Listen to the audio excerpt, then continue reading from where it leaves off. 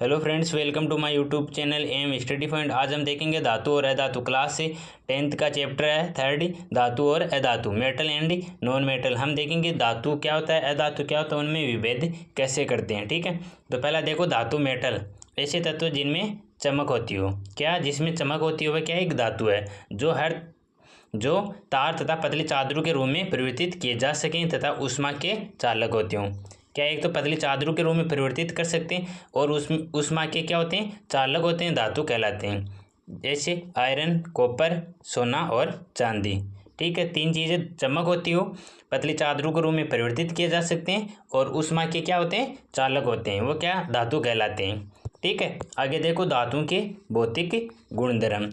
धातुओं की सतह शुद्ध अवस्था में चमकीली होती हैं। धातु की सतह शुद्ध अवस्था में कैसी होती हैं, चमकीली होती हैं। इस गुण को धात्विक चमक कहते हैं। पहला पॉइंट हो गया। सेकंड पॉइंट देखो, प्रत्येक धातु की कठोरता दूसरे धातु से भिन्न होती है। कि क्या है, प्रत्येक धातु की कठोरता दूसरे धातु से भिन्न होती है। जैसे आयरन, कॉपर, एल्यूमिनियम धातुएं अत्यंत कठोर हैं। इसके विपरीत सोडियम, पोटेशियम धातुएं चाकू से आसानी से कट जाती हैं, काटी जा सकती हैं। क्यों सुना था, चाकू से काटी जाने वाली धातु कौन सी है, तो सोडियम धातु है और पोटेशियम धातु है। ठीक है, अगर देखो तीसरा पॉइंट क्या है कि धातुओं में अगाध वर्ध्यता का गुण पाया जाता है। कुछ धातुओं को पीटकर उन्हें पतली चादरों के रूप में डाला जा सकता है।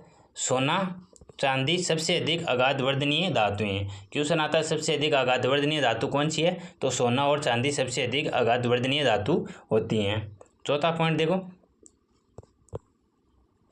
क्या इसमें कि धातुएं सामान्यतः ऊष्मा की सुचालक होती हैं। क्या धातुएं ऊष्मा की सुचालक होती हैं। चांदी ऊष्मा व विद्युत की सबसे अच्छी सुचालक धातु है। क्या कि सबसे अच्छी सुचालक धातु क्या है, चांदी। नोट देखो, लेड, पीबी, सीसा या और पारा ऊष्मा के कुचालक होती है। ये धातु होते भी ऊष्मा के क्या होते हैं, कुचालक होते हैं, पारा और लेड। पांचवा पॉइंट, धातुएं सामान्य ताप पर कैसी होती हैं, कठोर होती हैं। सामान्य ताप पर कैसी, कठोर होती हैं। छठा पॉइंट, जो धातुएं किसी कठोर सतह से टकराती हैं और आवाज़ उत्पन्न करती हैं उन्हें ध्वनिक धातु कहते हैं। क्या जो धातुएं किसी कठोर सतह से टकराती हैं और आवाज़ उत्पन्न करती हैं उन्हें हम ध्वनिक धातु कहते हैं। और कठोर हैं तो लगभग कठोर से टकराएगी तो ध्वनि उत्पन्न होगी। सातवां, धातुओं को तार के रूप में खींचा जा सकता है। धातुओं के इस गुण को तन्यता का गुण कहते हैं। तन्यता का गुण कहते हैं इसमें मतलब कि सोना देखो, सोना 1 ग्राम से 2 किलोमीटर लंबा तार हम खींच सकते हैं। ठीक है, तो इसमें क्या है, 7 गुण पढ़े हैं हमने। पहला कि धातुएं चमकदार होती हैं, चमकीली होती हैं, ऊष्मा की सुचालक होती हैं, धातुएं कठोर होती हैं, अगाध वर्धनीयता का गुण पाया जाता है और तन्यता का गुण पाया जाता है और ध्वनिक धातु होती हैं। ठीक है, अब देखो आगे धातुओं के रासायनिक गुणधर्म।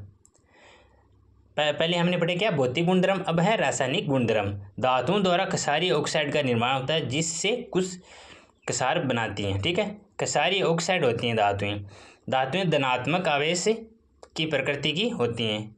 तीसरा पॉइंट, धातुएं अपचायक होती हैं। चौथा, और धातुएं जलीय विलयन में कैसा धनायन बनाती हैं। ठीक है, क्षारीय ऑक्साइड, धनात्मक आवेश, अपचायक और धनायन होती हैं। ठीक है, अब देखो अधातु नॉन मेटल, वे तत्व जिनमें चमक नहीं होती है। ठीक है, धातु में चमक होती है, अधातु में चमक नहीं होती, जो तार तथा पतली चादरों के रूप में परिवर्तित किए जा सकते हैं एवं जो ऊष्मा के कुचालक होते हैं। ठीक है, अधातु कहलाते हैं। सल्फर, फॉस्फोरस और कार्बन ये अधातु हैं। अधातु के भौतिक गुणधर्म या गुण। चमक, धातु में चमक नहीं होती है, जैसे कार्बन, कोयला, लेकिन आयोडीन में चमक होती है। अधातु होते हुए भी आयोडीन में चमक होती है। ठीक है, आगे देखो दूसरा पॉइंट क्या है कि धातुओं को हथौड़ी से पीटने पर उनके टुकड़े टुकड़े हो जाते हैं, मतलब कि टूट जाते हैं। अधातुएं अगाध वर्ध्य नहीं होती है, मतलब कि अगाध वर्धनीयता का गुण इसमें नहीं पाया जाता है, जिसके कारण हम धातुओं को यदि अधातुओं को पीटेंगे तो उनके टुकड़े टुकड़े हो जाएंगे, मतलब कि अलग छोटे छोटे पात्र में टूट जाएगी। ठीक है, तीसरा देखो, धातुओं को खींचकर उनके तार नहीं बनाए जा सकते। अधातुओं को खींचकर उनके तार नहीं बनाए जा सकते। अधातुएं तन्य नहीं होती हैं। ये भंगुर प्रकृति होती है, भंगुर होती है, ठीक है। तन्यता का गुण इसमें अधातु में नहीं पाया जाता है। चौथा, अधात्मी उष्मा की कुचालक होती है। अधात्मी उष्मा की कुचालक होती है, धात्मी उष्मा की सुचालक होती है। लेकिन अपवाद क्या, ग्रेफाइट अधातु होते हुए भी उष्मा का सुचालक है। ग्रेफाइट जो पेंसिल में आगे लगा होता है ना ब्राउन ब्राउन, वो ग्रेफाइट होता है। ग्रेफाइट अधातु उष्मा की सुचालक है।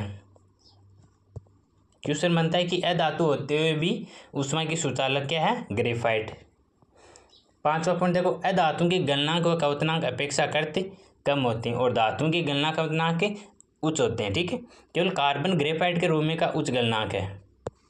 छठा पॉइंट, अधिकतर ठोस अधातुएं बहुत मुलायम होती हैं। कैसी होती है, मुलायम होती हैं। केवल एक अधातु कार्बन हीरे के रूप में बहुत ही कठोर है, ठीक है।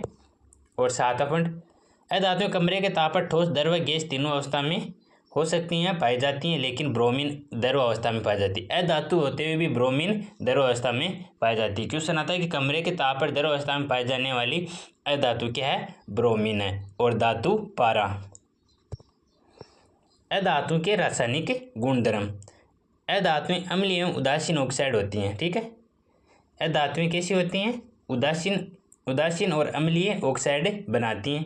अधातुएं ऋणात्मक आवेश की प्रकृति की होती हैं। अधातुएं, तीसरा पॉइंट, ऑक्सीकारक है। अधातुएं जलीय विलयन में ऋणायन बनाती हैं, ठीक है। हमने देख लिया कि धातु अधातु क्या होते हैं, उनमें विभेद गुणधर्म, रासायनिक गुणधर्म और भौतिक गुणधर्म का अध्ययन किया। अब सेकंड पार्ट में हम देख लेंगे आगे कि एसिड लेपन क्या होता है, निस्तापन क्या, वर्जन क्या होता है, ठीक है। Okay, thank you.